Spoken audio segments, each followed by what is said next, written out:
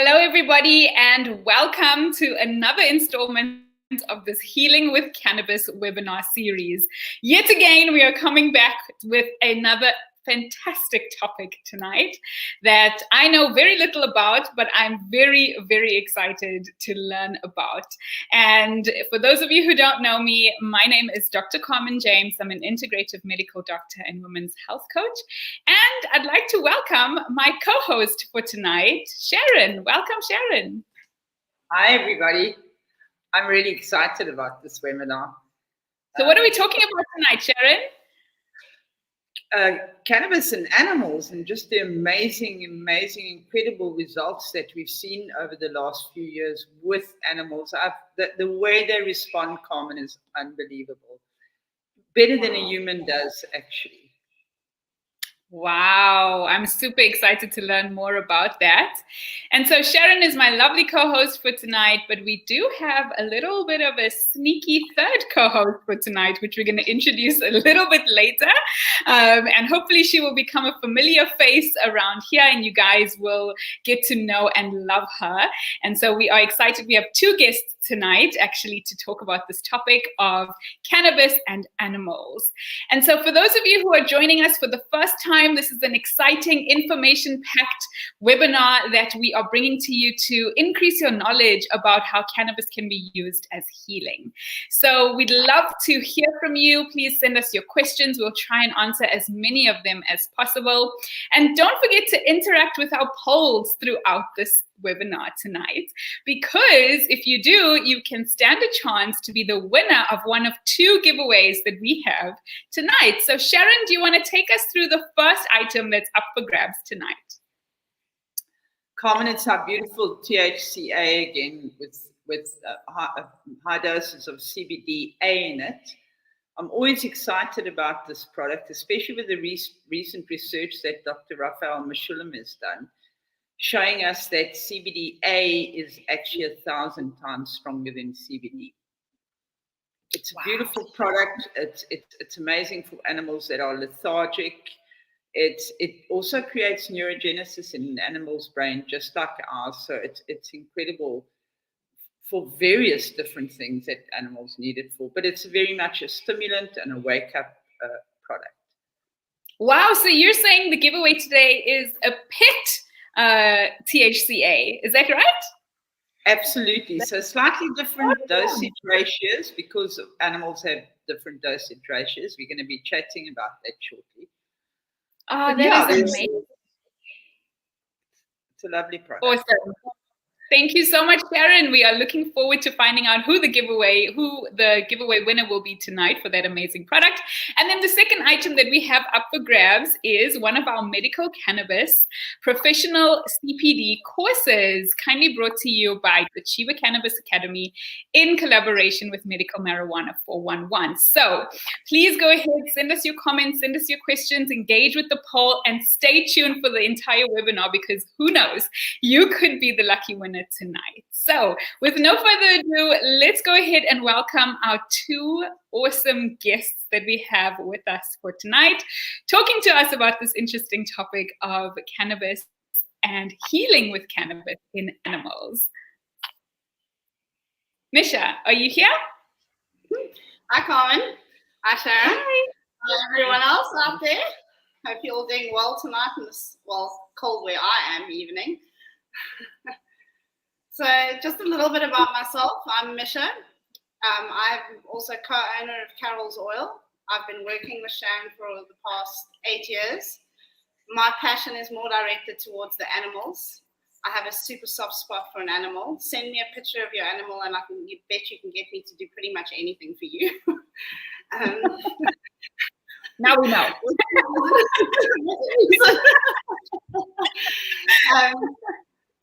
So I've spent a lot more of my time working a lot on the animal side of things within Carol's Oil. Very excited about this webinar. I'm very excited to get this information out there. There's so many people that want to work with their animals, but they don't know how, if they can, or they're scared. They're scared of hurting the animals. So we just want to give them some information and share the knowledge we have and some of our experiences. Can't wait. Awesome. That sounds fantastic. Well, welcome, Misha, and I'm sure this is the familiar face actually that I was talking about just now. Misha is going to be joining us for many more of our webinars to come, and so let's go ahead and bring on our second guest for tonight. Martin, are you there? Yeah, hi everyone. Evening, ladies. Evening to the guests out there. Yeah, I'm a vet. I work in Cape Town. I met Sharon a couple of years ago and got talking about the products, and I've always been interested in THC medications and more cannabis medications. So I asked her to, she gave me a couple of products and said, try these on animals that have no hope. And we'll be talking about them later, but after trying it on 3 animals, I was like, oh, I'm hooked. So the last 2 years I've been working with a lot of medications for different conditions and trying them out with my clients, and getting really, really good results. So much so that it's sort of changed my life and the way I look at veterinary medicine. And I've got a few things to talk about later, but it's very exciting and it's making a world of difference. Yeah. Awesome. So look, I mean, I was very shocked after practicing medicine for many years to find out that we could use cannabis as medicine. Sharon and Misha have been in the game for so long, but I was shocked. So maybe you just want to tell us a little bit, Martin, about how you actually became interested in this. Because you mentioned when you met Sharon, you guys started talking about this, but what actually made you open your mind to this as a possibility?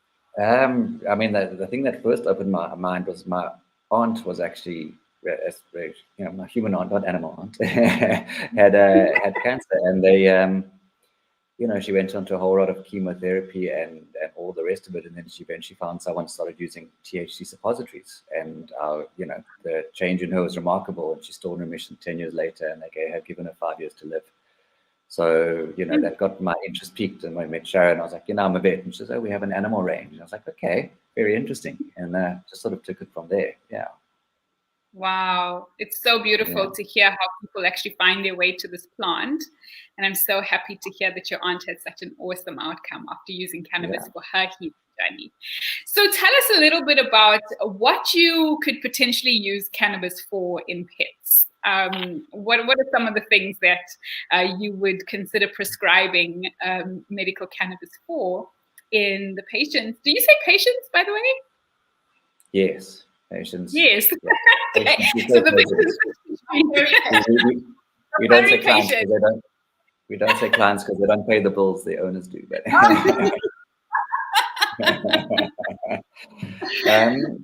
look, I mean, the most common use that I use it for is for pain management, especially chronic conditions, sort of arthritis. I work a lot with older animals, also younger animals that have got hip dysplasia and elbow dysplasia that are in pain for a long time in their lives. They can't be on the classic non-steroidal anti-inflammatory drugs for the next 9 to 10 years. Well, they can. It's generally not as good as the THC, which has very few side effects or almost no side effects. So I mean, as an example, one of the first patients I treated, I'm going to show you a video now, is a patient of mine, Fat Man, and the owner came in and Sharon said, is there something we can do for which animals have no hope? And Fat Man, his owner came in and wanted to euthanize him. He had degenerative nerve disease in his spinal cord and severe pain and arthritis. So we started him on full plant extract medication at night, THC, CBD, THCA, all the rest of it, and together with high concentration suppositories, which we used on him. And if Linda could just play the first video, you can see what he looked like when he came into the vet practice. You can see him here dragging himself along. I mean, he couldn't even walk. He was completely, panting, exhausted. And it was a pretty sad thing. The owner came in floods of tears, and I said, "Look, we can try this. Let's see what we want to. Let's see what we can do." If we can go to the next video, 9 days later, after this initial video, this was him leaving my vet practice, and he was walking again. So it's he's a little bit wobbly on his feet, but he still had an extra 6 months of walking around, and that was my first case, and I was like, okay, wow, I'm hooked. So yeah, it really makes you feel good about yourself. It's quite nice. Oh man, I can imagine. That makes me just want to cry. That is amazing. Oh, Misha, I'm with you.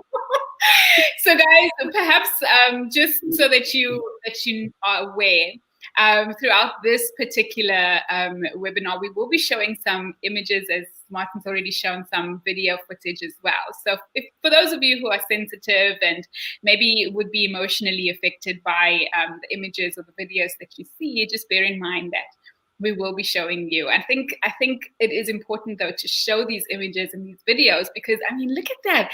That's like, how do you even explain or begin to explain these outcomes to people without actually painting a picture like that? And they say that a picture paints 1,000 words. So that is incredible. Thank you so much, Martin, for sharing that wonderful, wonderful story. So what about conditions like inflammatory conditions? You mentioned non-steroidal anti-inflammatories. That's kind of standard of care for inflammatory conditions. It's the same for humans. But of course, we know that long-term use of anti-inflammatories is not good. It comes with a bunch of side effects. And so what are some of the perhaps inflammatory conditions that you are utilizing cannabis for? Maybe you can talk to us a little bit about some of those. Yeah. Look, I mean, anything with inflammation and pain is treated really well, which is, so you've got a wide spectrum of conditions that you can treat. As I said, the most common is arthritis. And I receive a lot of patients that are already on, 3 different kinds of painkillers. And within 3 to 4 weeks of this are actually just only on these medications, the full spectrum meds, and nothing else. And it's a couple of drops in the food in the evening and a couple of drops in the morning. I get people calling me saying, my Dash, I'm just doing the zoomies in the kitchen for the first time in 5 years at 16 years of age. And you're like, okay, it's working. And I find when I'm, people walk in with their animals into consulting room, I'm like, how long has your animal been like this? And they're like, what do you mean? Like, how long has he been old? I'm like, how long has he been sore? And, a lot of people aren't even aware. They just think they're getting old and slow, but it's actually pain related. So, inflammation for pain is inflammation for, cats that have got idiopathic cystitis where they can't urinate. It really helps with that as well, because it's a painful condition, and B, they are it's an anxiety-based condition as well. So decreases the inflammation. These cats don't pee by themselves for days, and you give them a few drops and they go home and, peeing all over the place, and the owners are ecstatic for the first time, and the cat pees everywhere. But it does, work, yeah. That's the pain and inflammation, anything it can help. It can, I do a lot of, done a few spay campaigns in the Duans and whatever, where we go out and go into the community and we spay and case-tote animals. And a lot of the times the pain relief isn't, there's not a lot of painkillers around that get used and stuff. So as animals wake up, put it, 1 or 2 drops of the medication in alcohol into their mouths, and because it's an alcohol, it gets absorbed within 15 to 20 seconds, and you can see them noticeably relax, and the pain gets controlled, which is amazing. Wow. Yeah. So you touched on using cannabis or that it helps with anxiety. I have a dog. How do I know that my dog is anxious? I don't know what to look for.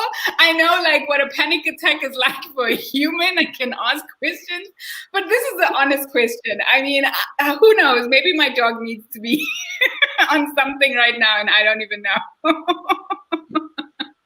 Yeah. This is a serious question. What are some of the symptoms to look out for, and why or how do you use cannabis in these types of mood or anxiety conditions? Yeah, like a lot of the animals that we find suffer, first of all, separation anxiety. When owners go out, they go mad and they tear up the place. And, it's that kind of anxiety, you can't control it initially, and we try and just calm them down. Incessant barking, obsessive compulsive behavior where they're running up and down, beyond the gate and don't stop.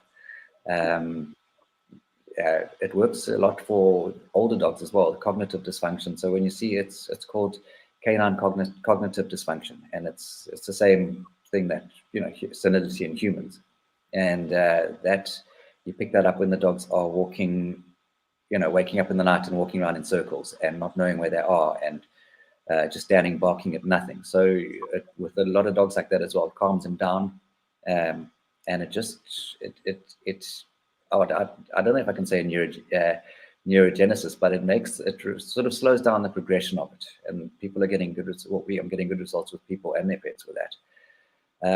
Also, fear-based anxiety. Sorry, Sharon. Yeah. Sorry, I was going to say, you can actually say that it creates neurogenesis in the brain. Cannabis is amazing for people and animals with getting neurotransmitters firing in the brain. Sure. Okay. You know, and other thing I was talking about is fear-based aggression, where dogs are biting when people walk up to them, and you know, they're not actually aggressive dogs, but they're scared, and their reaction is to bite. So you calm them down, and it's almost like an adaptogen, where they learn to be calmer in the environment, and they, you know, if most behavior modification, including with using cannabis products, needs to be used in conjunction with training. You know, behavior modification techniques where you try and break the cycle of the way they think. You know, a lot of the behavior is learned, and it's just a pattern. So when you break the pattern and they calm, and then they go, wow, that person came around and I was calm and I didn't have to bite them, and then everyone gave me treats and praised me, they start learning and teaching themselves that way. I mean, it's behavior modification is probably one of the hardest ones to do, because a lot of people just want to, you know, give the THC or the cannabis meds and they hope for the best, but they're not, you know, a lot of these animals have the problems because of the owners, because the owners don't know how to treat them properly. So it's a lesson in teaching the owners and dealing with the pets at the same time. Yeah. That's the point. You got to teach them both a lot of the time. I was thinking that Karen asked the question about anxiety, and I was like, maybe we need to see if the owner is anxious, and you might find out if the dog is anxious. It's true. Mish, I'd like to ask you to share the beautiful story about Cody. I mean, that's one of the ones that really touched me. If you can just tell us a little bit about the story. Sure, no problem at all. I don't know, a few years back, there were some very intense fires there in Knysna. I mean, quite a few people know it was on the news. It was around Knysna. The whole Garden Route area was getting taken out by fires. I had a friend of mine that lived on the N2, and she had some horses. So now again, people are like, can we treat all animals with this? And the one thing is every single animal has an endocannabinoid system. So every single animal will respond to the medication. So yes, we can treat horses with it as well. So Cody unfortunately got stuck in the fire, and he went missing for 3 weeks. He was wandering around for 3 weeks until eventually someone sent Karen, the owner, a photo of a horse that was walking on the N2. And they said, is this possibly maybe one of your horses that went missing? Because she put a big search out for them. She really, really went above and beyond. And it was her horse. And they found the horse about 100 meters away from her gate. It was slowly trying to make its way home. When Karen got the horse, though, unfortunately, it was badly burnt. Again, this is a sensitive picture, so please, for any of the viewers out there. Like I said, Cody had been wandering around for about 3 weeks. He had don't know how many bushes he'd gone through, or where fires he trapped and gone through, but he got back home. He was badly burnt. He even had neurological damage from the fire. So his whole bottom lip would hang open. He couldn't close his lip or close his mouth. The vets told Karen that the best thing to do in this case is to put the horse down, because it's had quite a traumatic event and the wounds were quite extensive. Karen was not going to do that. She spent weeks hunting for the horse. She was not going to put the horse down. So she contacted a few other vets, And she contacted me because she knew that I was in the industry a bit, and she asked if there's anything we could do to alleviate the pain in the horse or to just help with the burns and help with everything. So I said, of course, let's give it a bash, you know. I, at that point, had never worked with the horse before, but again, we were, like Martin is saying, you're in one of those hopeless cases where there's almost nothing left to lose. Let's do everything we can try.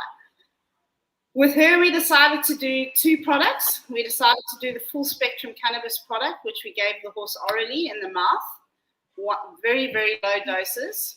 And that worked with the neurogenesis of the brain, as we were talking about, and it actually repaired the lip in the horse. So slowly but surely, over a few weeks period, the horse's lip started closing up again, and he again had control over his lip. But over a 2-month period, if you on the next picture, you'll see the topical cream made a huge difference. Wow. Now, Cody, 9 years later, Cody is a brilliant horse. She's a healing horse. She actually uses Cody to help treat kids that have been through traumatic events and traumatic situations in their life as well. So, and Cody generally always goes and picks the kid that has the worst situation, and that's the child that Cody wants to work with. So that was just one of our Cody the Brave. That's what Cody is. If anyone ever wants to go and find him, you can go and look on Facebook and you can look up Cody the Brave and you can see the full story there. But he pulled through. He pulled through, and he is 1,000 times better than he was.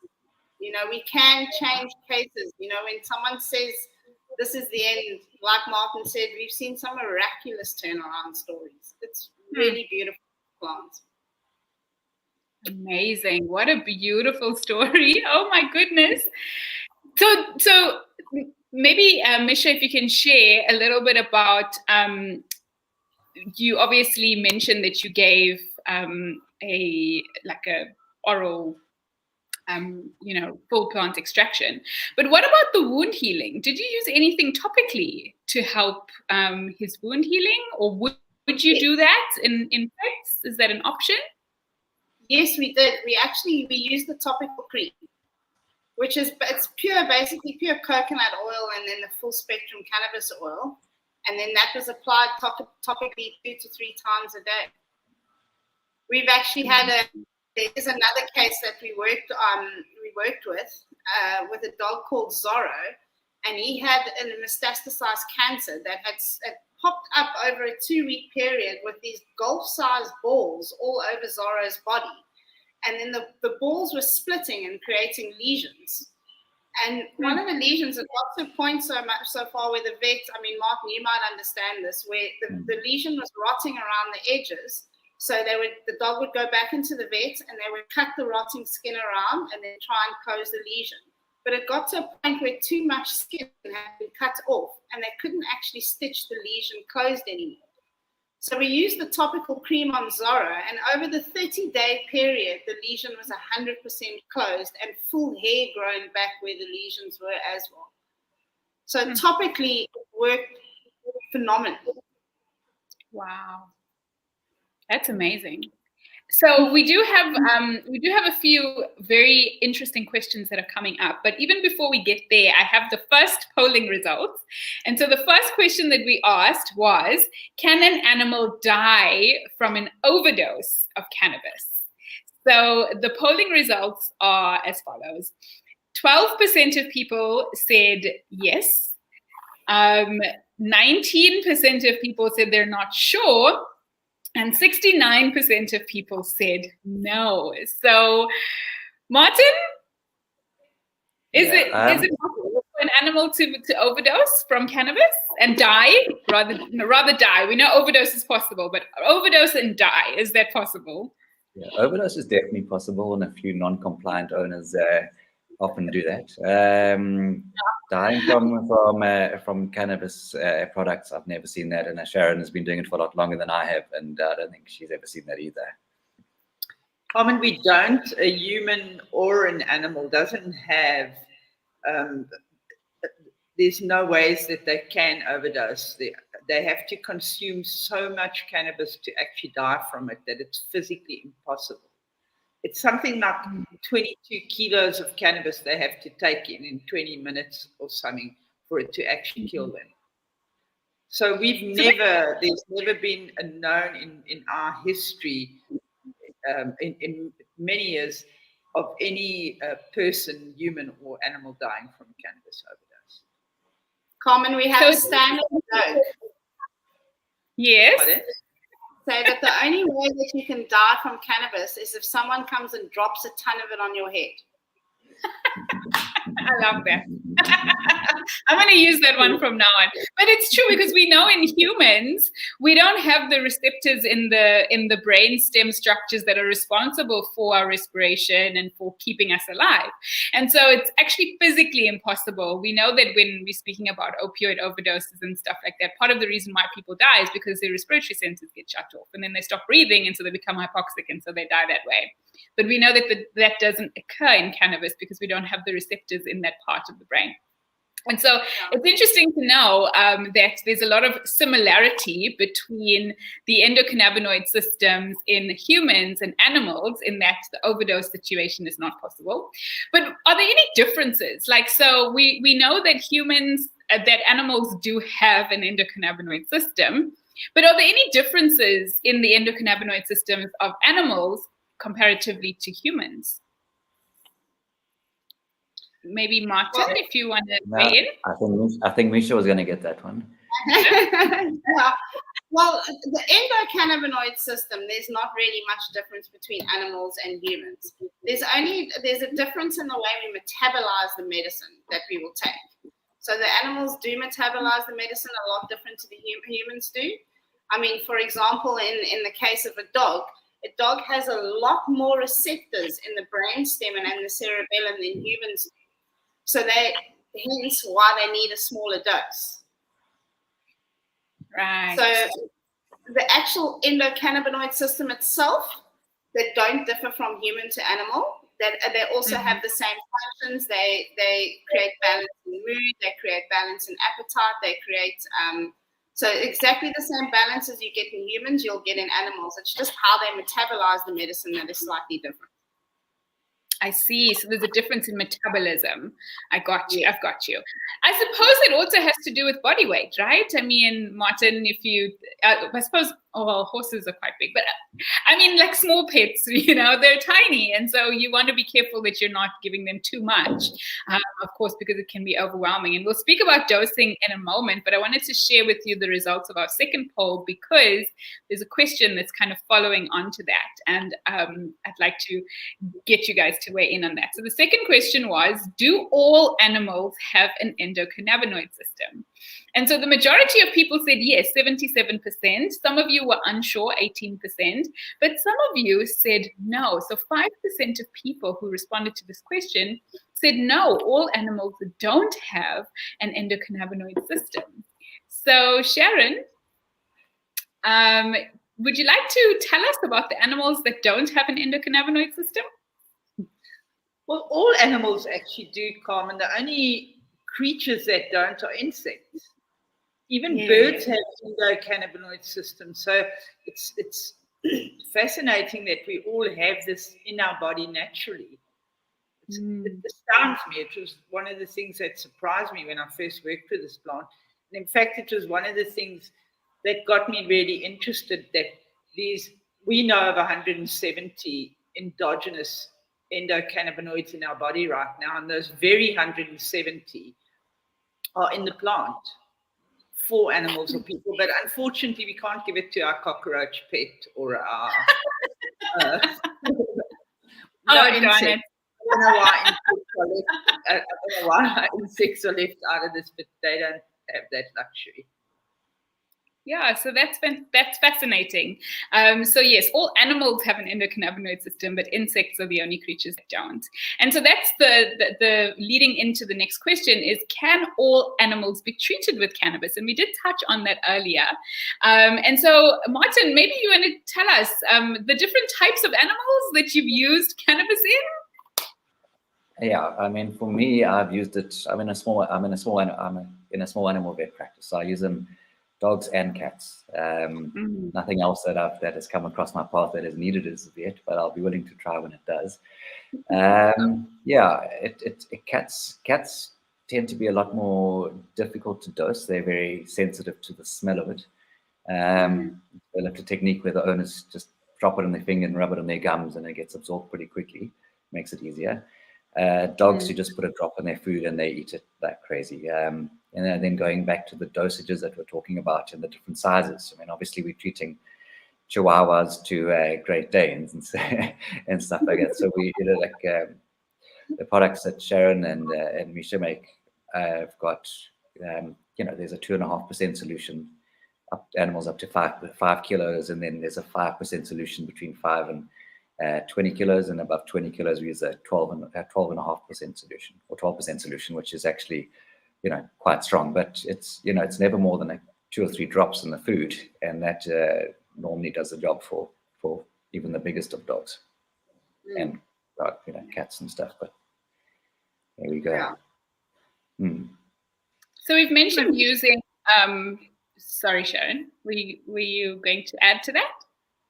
I was just going to ask Mish to perhaps explain the method of titration that we use with dosage, because that's really important. As with humans, everybody's body is different. So Mish, can you perhaps explain to us how we would dose, how we would be careful with dosage? Yeah, well, the one thing we must all understand is that, yes, we all have an endocannabinoid system, and yes, all animals have an endocannabinoid system, but everyone's endocannabinoid system is unique to each of them. So it's the same thing with an animal. Their endocannabinoid system is unique to them. So you might have, for example, 2 Jack Russells there, and they're roughly the same weight and they're roughly the same age, but your one Jack Russell is going to take 1 drop and your other Jack Russell is going to take 3 drops. So the reason why we work, what Sharon mentioned, there's titration dosage, is we'll always start off with the smallest dose. So 1 drop across the board, whether we're working with a cow or whether we're working with a horse or a big Great Dane. And from that 1 drop, we will slowly increase the dosage each day until we've reached that animal's desired effect. So it's very similar to... Sorry, Martin. No. I was going to say it does vary considerably, and it's some animals are half a drop and they're completely fine, and other animals it's 3 or 4 drops. And the way I always say to owners, especially if it's arthritis or pain related conditions, so I always give them 2 weeks for the levels in the blood to normalize, and you get a sort of a relatively constant concentration in the blood, and then I measure to effect. Is your animal still limping? What's the exercise tolerance? So it's also engaging the owners and finding out from them, are they still limping? Let's increase it to 3 drops and see if that makes any more difference. Otherwise, go back to 2. So yeah, it's very, every animal is unique, and it's about owner compliance and figuring out what works for each individual animal. It's not just one size fits all. Yes. Yeah. The one thing we're lucky with using cannabis products as opposed to conventional medication is that in all the research and everything they've done using cannabis products, CBDs and THCs have a wide safety spectrum. Whereas most medications, they call it like a narrow window for therapeutic use. So you have to kind of get the right dose. Otherwise, if you underdose, you're not going to get you're not going to get the desired effects you want. Or if you overdose, you can induce toxication in the animal. Whereas the nice thing with the cannabis products, because of that wide safety spectrum, you've got a bit more play in it. It's a less chance of you actually harming your animal, less chance of you actually overdosing them, as opposed to giving them 2 paracetamols or something along the line, which, paracetamol can be highly toxic to cats. So that is the one grace that we have here with using a cannabis product, is we are being safer. It is a much safer product to use on the animal as a test, because people, they're very nervous. They're very nervous of giving their animals something new, something out the box. But this is the last one to try because of its safety net. You can't really harm your animals so much, So that's interesting, Misha, and I think it is important for us to speak a little bit about, Martin mentioned earlier using a full plant extraction, and maybe Sharon, you can speak to us a little bit about what that actually means and why is it preferable to use a full plant extraction as opposed to things like an isolate, for example. So Carmen, that's really a very important question, because a lot of people don't understand that this plant actually has up to 700 components in it. So one product has got so many components in it, and this is what creates homeostasis in the body. So I found the moment isolates and even CO2 extractions, which don't communicate with the lock and key communication that a full plant extraction will have, it just doesn't have the same effect on a human or an animal. So for me, it's really that we do want to. Martin's going to tell us a little bit about the entourage effect, or just basically balance in the body, homeostasis in the body, and this is all about full plant extraction. I would never use anything, but why not give a person all 700 components as opposed to 1 or 2 components? Yeah. I mean, I'll start, jump onto the entourage effect. I mean, it's, if you use them all, you get the maximum amount. You've got the endocannabinoid system, and when it's all balanced, it creates homeostasis. And then there's less release of cortisol. A whole lot of inflammatory mediators are inhibited, and it just has a general effect that you can't even imagine if you use it individually. And I get a lot of people that come and they're like, I've been buying things from certain pharmacies and stuff like that are CBD products, but it doesn't make any difference. And a lot of the stuff is imported. It's isolates from Switzerland that they make and chop up into pieces that doesn't actually have the full effect. So the magic lies when you use it all together, and it just compounds, and it's just beautiful to see compared to with the other products that actually people try it and they go off and they tell a whole lot of people that it doesn't work, but it's just the products that you have to use. The full plant extract is imperative. I agree. So I once heard it explained that obviously we know the whole is better than the sum of its parts. So if you think about the constituents of the plant as being like components of an orchestra, the music is going to be far more enjoyable if you've got the whole orchestra playing together, doing their thing in rhythm with the conductor that's making sure that everything sounds great. You start to take one musician out and kind of play them on their own, and you're not kind of getting the same experience. So when we're speaking about a full plant extraction, we're really talking about getting the essence, the entire nutritional, medicinal components of the plant all together, as opposed to just choosing 1 or 2. So major, minor cannabinoids and the terpenes as well. And there was a question earlier about terpenes, and the question was, are there any terpenes that are not safe for animals to use? It was coming from Campbell Joanne. Are there any terpenes that dogs and cats can't consume? And if so, what are they? In your experience, have you come across any terpenes that would be harmful or not advisable for animals to utilize? Carmen, we've never had an experience where we've had a negative experience with different terpenes, but our products are very much, certain terpenes are directed to certain diseases. So if, for example, if we have an animal that arrives and is really lethargic, we're not going to give him lavender terpenes. We're going to rather give him limonene terpenes. And this is, again, very much the way it affects a human. But we have never seen any, I think, again, because we have a full plant extraction, we've never seen any side effects to any of the terpenes. Yeah. And coming back to what you touched on earlier, Martin, so you mentioned that, people will purchase products off the shelf and they'll say they're not working. So what advice can you give somebody who's actually looking for a product to utilize on their pets, what are the things that they need to be looking for? Sure. They need to make sure there's a full plant extract. That it's, I kind of use the analogy to people, if you're using just an isolate, it's like trying to put out a wildfire with a water pistol. And if I would have to, Sharon got some extraction techniques that she can probably elaborate on without giving too much of our IP away. But it has to be full plant extract. It has to be enough to balance out the endocannabinoid system, and that's where the magic of it lies. So yeah, you need to check on the label, see what it says, if it says isolate or full plant extract, and take it from there. Yeah, and a certificate of analysis really helps you to make sure that you actually know what is in your product, because there's so many dangerous products out there. And the last thing we want to be doing is giving products to our pets that are potentially causing more harm than helping. So there was a question coming in from Lawrence Sharpley.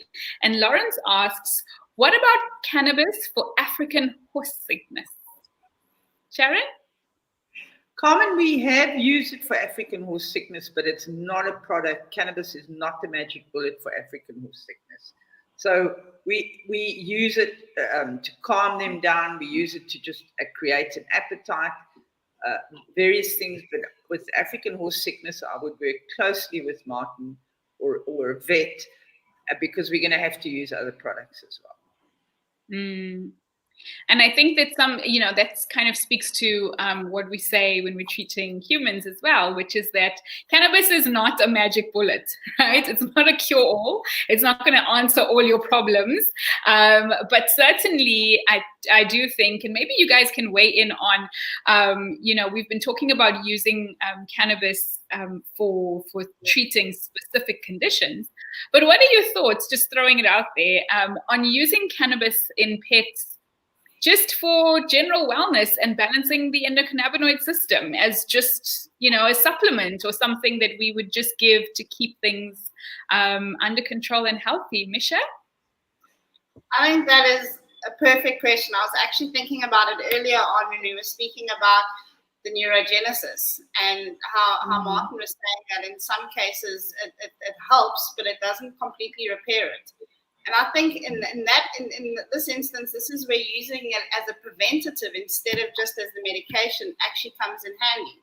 So in my opinion, it's almost like taking a vitamin. It's like when you wake up in the morning and you take your vitamin C supplement or you take your vitamin B supplement. It's something you just take generally throughout your life because it boosts your system. That's something that is already existing. And I think in animals, it's exactly the same way. If you just had to give them a drop in the morning or a drop in the evening, in those cases, you would never have to go to higher doses because you're not dealing with a life-threatening disease. So you could just give them one drop in the morning and one drop in the evening, and they're already, you're starting all the protective things. So you're already, if there pops up a cancer cell in your dog's body somewhere, the cannabisol is already going to go to that cancer cell immediately and fight back one cancer cell as opposed to fighting the hundreds that have developed already in the case. Or the neurogenesis of the brain, you get the one neurotransmitter gets damaged, it can go there immediately and start repairing the one transmitter instead of waiting until we're at that point and now we want to try and treat it. So I think fantastic. I think it's definitely something we should use just as a general supplement. Always boosting an existing system that's already there. Yeah, I mean, I've got two dogs and they're both on it, and I honestly believe that I'm keeping them healthy, and if there is anything that's going to develop that's nasty, it will delay the development of it. I've got a 12-year-old Great Dane cross pit bull that I had him on it just for behavior's sake, because he wasn't well behaved and used to run up to other dogs and knock them over as part of his fun. And he eventually stopped doing that. And I was like, let me stop the meds for a while. And within 4 days, he was limping, and took him to the practice, took some x-rays, and he's got elbow and hip dysplasia, or a bad arthritis. And it just kept him. I didn't even know he was sore. I mean, he wasn't sore, but I didn't even know he was affected. So it just, keeps them healthy. They don't, a lot of prevents a lot of things like, you know, dogs being itchy when they get exposed to allergens. They've got the anti-inflammatory or in them already, and they don't get as itchy as they would normally do. Also, you know, as dogs get older, it increases they get a bit of the munchies, and it keeps their appetite up, and then they don't lose as much weight, so their bodies remain stronger. You know, it works wonders, and especially older dogs. I have a lot of old patients that aren't particularly ill with anything, but they are on the meds, and the owners notice a discernible change, that they're happier, that they do more exercise, that they have a better appetite, that they are less nervous, that they sleep better at night. Yeah, it definitely helps. Well, you guys have convinced me. I'm going to start using cannabis in my dog just as a prevention. If you can believe it, we are almost out of time, but it's exciting because we have our very first winner. And this is like, I don't know if it's a coincidence or like how this happened, but this person, the winner, has just asked a question. And so we're going to get to her question in a moment. But the winner of the THCA tincture from Carol's Oil is Christine Winter. Congratulations, Christine.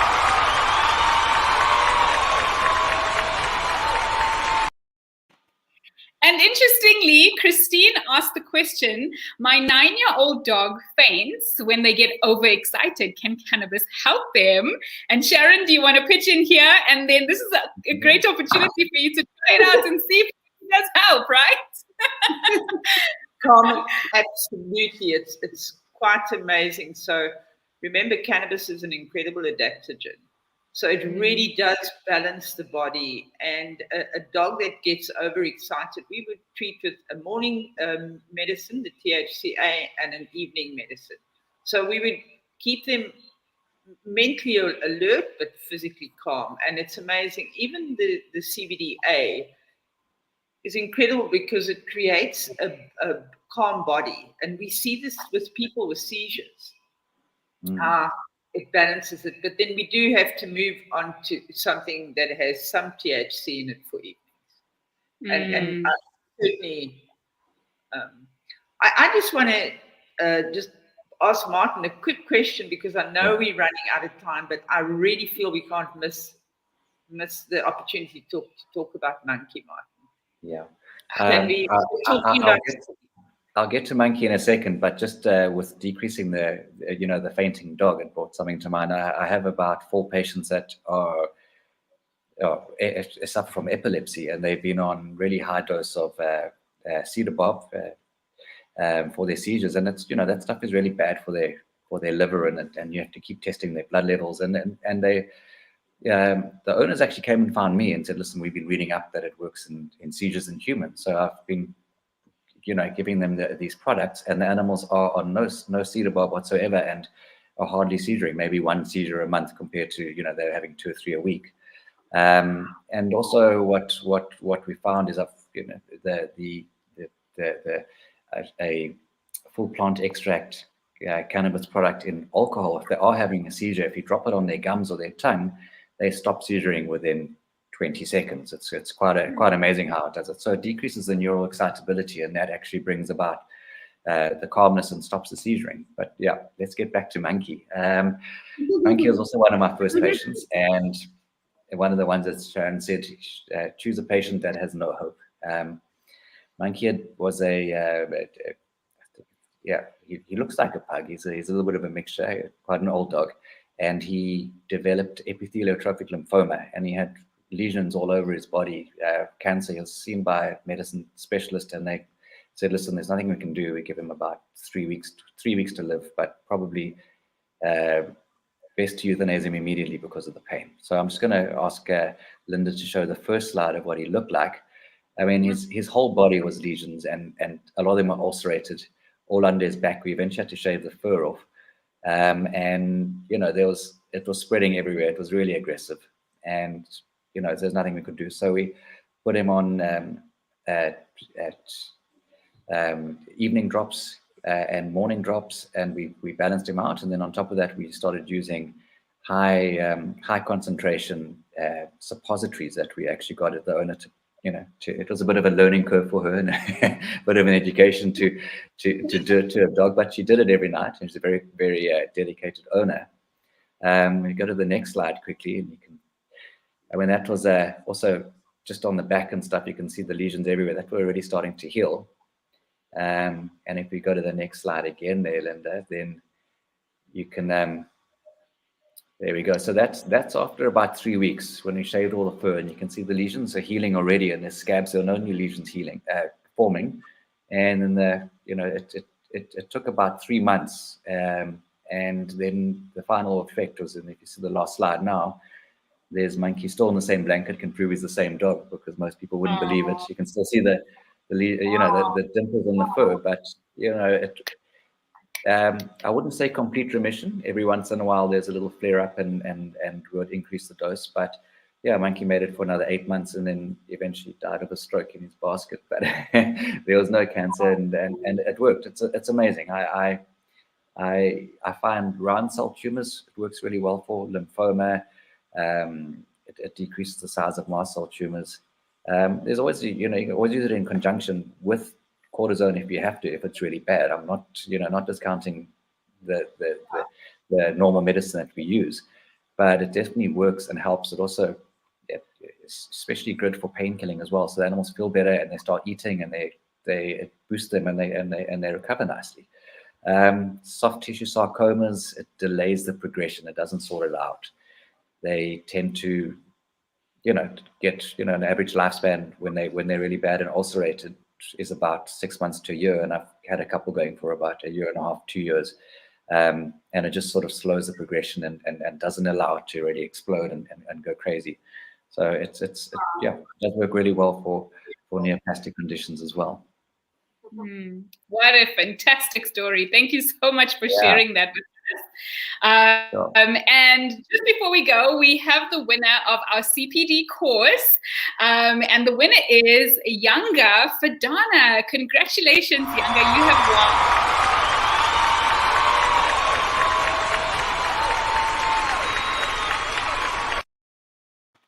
Congratulations, you've won that CPD course with Medical Marijuana 411 in collaboration with Chiba Cannabis Academy. Now, before we go, we have the results of our final poll, which was, can I give my animal cannabis the night before surgery? And this is an important one, and perhaps we can close off with this one. But 71% of people said yes. 14% of people said no, and 14% of people said they're unsure. So, Martin, as you're wrapping up, maybe you can just give us your final remarks and just clear up this issue about giving cannabis to your pet before they go in for an operation.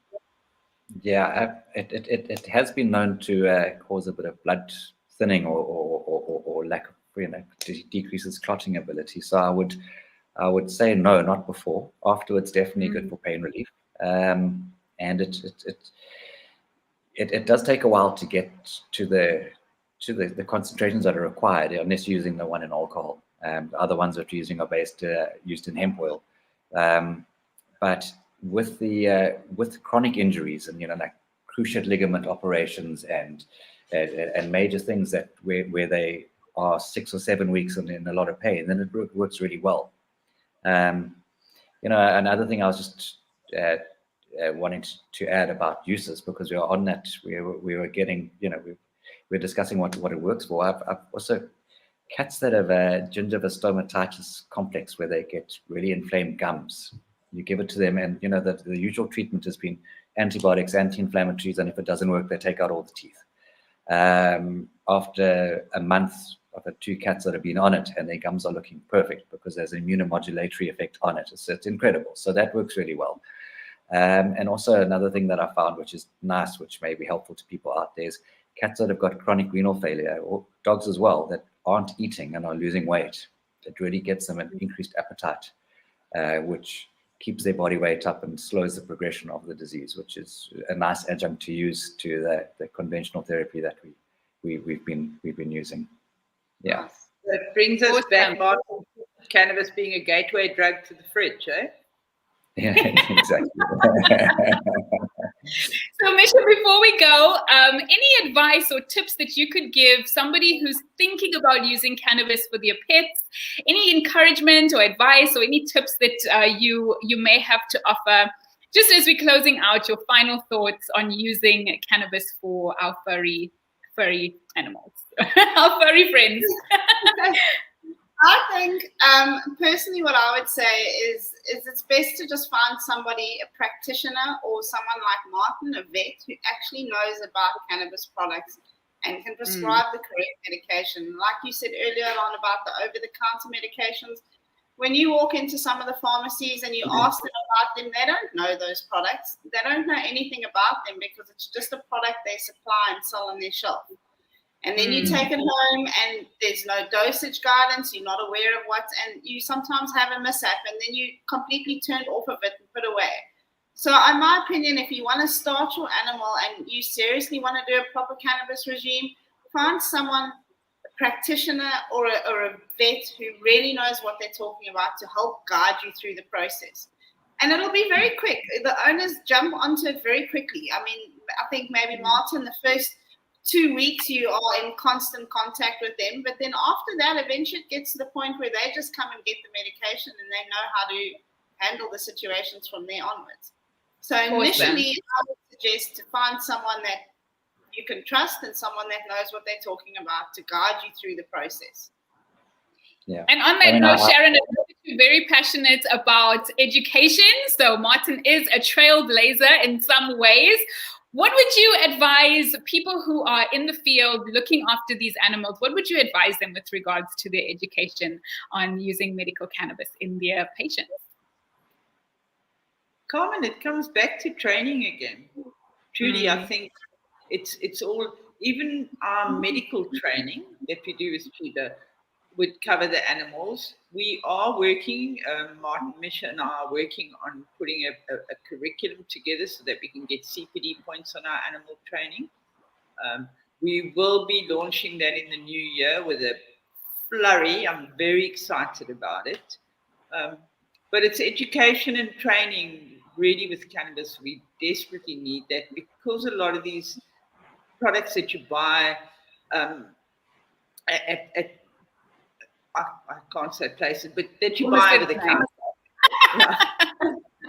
Any of these products that you buy over the counter, there's often side effects, Carmen, and that's so sad because we have minimal side effects with cannabis. Whereas with an isolate, boom, suddenly there's palpitations, there's blood pressure problems, and so on and so on. We prefer to stick to the full plant extraction and people that know what they do. So you heard it here, guys. This is the best way to go. Get yourself educated. Find a practitioner that you can go ahead and work with. And there's no need to be afraid of using cannabis in your pets. Thank you so much to our guests for tonight, Misha, Martin, and as always, Sharon, thank you so much for being an awesome co-host. For all of you who have participated, we thank you so much for your support and for being here. And from us, it's goodbye.